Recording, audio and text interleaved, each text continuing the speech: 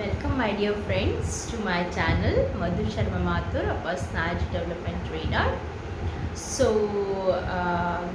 आजकल मुझे बहुत कम टाइम मिलता है आप लोगों से डिस्कस करने के लिए, आप लोगों से बातचीत करने के लिए।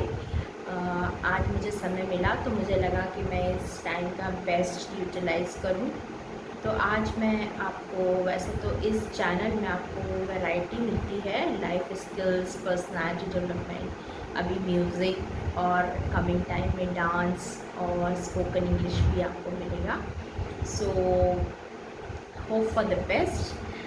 आज हम बात करते हैं लाइफ स्किल्स के ऊपर, जिसमें कि मैंने सोसाइटी में देखा है कि जो लेडीज़ होती हैं वो जेंट्स के कंपैरिजन में ज़्यादातर परेशान होती हैं, और वो कभी कभी सिचुएशंस इतनी डिफ़िकल्ट हो जाती है कि वो उसको हैंडल नहीं कर पाती हैं। जैसे कि मान लीजिए कि एक लेडी की मैरिज हुई, उसके बाद से ही उसके हस्बैंड ने उसके साथ अच्छा बिहेव करना बंद कर दिया, और वो हमेशा उसे क्रिटिसाइज़ करता है, मॉरलाइज करता है। और किसी उसने परेशान होकर किसी से सलाह मांगी तो उसने सलाह दे दी, बेटा अब तो तेरी शादी हो गई है, तो अब शादी के बाद तू कहाँ इसको छोड़ के जाएगी, अब तेरे बच्चे भी हैं तो तू इसके साथ में ही रहे। तो उसने उसकी बात मान ली, लेकिन वो ज़िंदगी भर परेशान रही। तो क्या मैं आप लोगों से पूछती हूँ कि ऐसे केसेस में ऐसे लोगों को, ऐसी लेडीज़ को क्या करना चाहिए? फिर ये किस्सा और आगे बढ़ा। जब वो परेशान होकर अपनी मम्मी पापा के घर चली गई, तो उसके हस्बैंड ने पीछे से एक लेडी को रख लिया। अभी वो उस लेडी को छोड़ने के लिए तैयार नहीं है, और वो लड़की परेशान ही रहती है। तो देखिए, सबसे पहले तो अगर आपको कोई बड़ी परेशानी को, मेरी समझ से मैं ऐसा समझती हूँ कि अगर आपको किसी बड़ी परेशानी को सॉल्व करना है तो आपको अपने आप को एक बड़ा वृक्ष बनाना पड़ेगा। तो जब आपके दिमाग में नेगेटिव थॉट्स आते हैं और आप उस सिचुएशन को तो हैंडल कर नहीं पा रहे हो, ठीक है, लेकिन उससे आप अपने आप को भी परेशान कर रहे हो, आप नेगेटिव थॉट्स आ रहे हैं, एंजाइटी हो रही है आपको। तो क्यों ना हम इसके रूट कॉज में जाएं कि क्यों हो रही है। तो हर चीज़ की परेशानी का हल क्या होता है कि आप अपने माइंड को ट्रेनिंग नहीं दे रहे हैं। तो अगर आप अपने माइंड को ट्रेनिंग देना चालू करेंगे तो माइंड आपकी बात मानेगा। आप पॉजिटिव सोचिए, नहीं सोच पा रहे हैं तो मेडिटेशन करिए, डीप ब्रीदिंग करिए, और ईश्वर को कहिए कि ये सारी परेशानी मैं आपको सरेंडर करता हूँ, अब आप इसे देखिए। ऐसा करने से ईश्वर भी आपका साथ देते हैं, और आप अपनी थिंकिंग पैटर्न पे जाइए।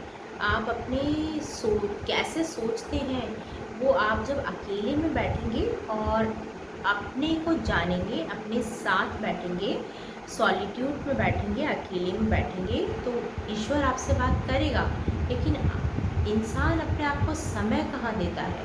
तो आपको अपने आप को समय देना है, और शांति से एक जगह बैठना है, डीप ब्रीदिंग करनी है, और फिर अपने आप से पूछना है कि मेरी ज़िंदगी में क्या कमी है, मेरी ज़िंदगी कैसी चल रही है। तो वो आपको अपने आप 10 लोगों से पूछेंगे, मैं ऐसी परेशानी में हूँ, मैं क्या करूँ, मैं क्या करूँ, मैं क्या करूँ।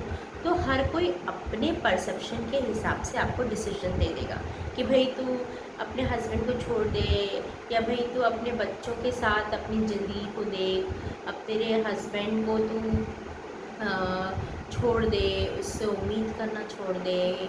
ऐसे करके बहुत सारे आपको मिल जाएंगे। या फिर रेवोल्यूशनरी तरीका है कि आप डिवोर्स दे दो उस व्यक्ति को, है ना। तो फिर जो रेस्ट ऑफ द लाइफ होगी वो आप ही रिस्पॉन्सिबल होंगे उसके लिए। कि ऐसा होता है कि भाई समटाइम्स डिवोर्स लेना एक बहुत बड़ा कदम होता है बच्चों के साथ, तो उससे बच्चों की ज़िंदगी पे भी इफ़ेक्ट होता है।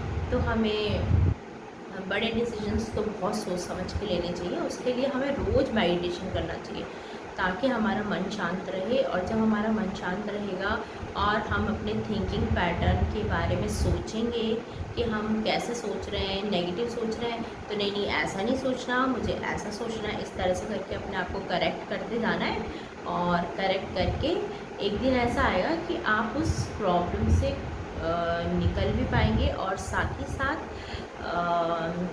ईश्वर भी आपका साथ देगा, आपको वो रास्ते सुझाएगा। और देखिए, जो चीज़ हमारे हाथ में नहीं है उसके पीछे पड़ने से क्या फ़ायदा। जो चीज़ हमारे हाथ में है आप उस काम को कीजिए। ओके, तो आपको जिससे खुशी मिलती है उस काम को कीजिए। और मैं कहती हूँ कि अपनी खुशी के लिए किसी पे भी डिपेंड होना गलत बात है। चाहे आप अपने हस्बैंड पे क्यों ना डिपेंड हो, बच्चों पे क्यों ना डिपेंड हो, पेरेंट्स पे क्यों ना डिपेंड हो, ये डिपेंडेंसी गलत है। आप अपनी अच्छी अच्छी हॉबीज़ डेवलप कीजिए, अपने आप को उसमें इन्वॉल्व कीजिए। तो उससे आपका मन शांत रहेगा और जब मन शांत रहेगा तो आप अच्छी डिसीजंस, बड़े बड़े डिसीजंस आसानी से ले पाएंगे। So this was all about how to think positive. Okay, and thank you so much. इसी तरह से हम मिलते रहेंगे आने वाले समय में भी. So God bless you all of you.